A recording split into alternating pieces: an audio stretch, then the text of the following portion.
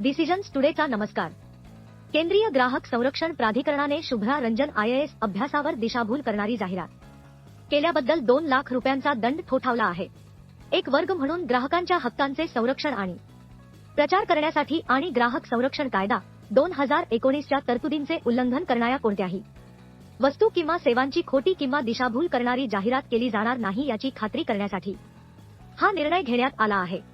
ग्राहक संरक्षण कायदा 2019 चे उल्लंघन लक्षात घेऊन मुख्य आयुक्त यांच्या अध्यक्षतेखालील CCPA निधी खरे आणि आयुक्त श्री अनुपम मिश्रा यांनी शुभ्रा रंजन IAS अभ्यासाविरुद्ध UPSC नागरी सेवा परीक्षा 2023 बाबत दिशाभूल करणाऱ्या जाहिरातीबद्दल आदेश जारी केला आहे.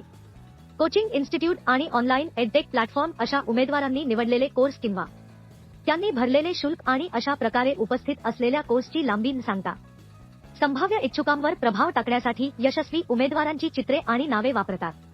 प्लीज सबस्क्राईब करा.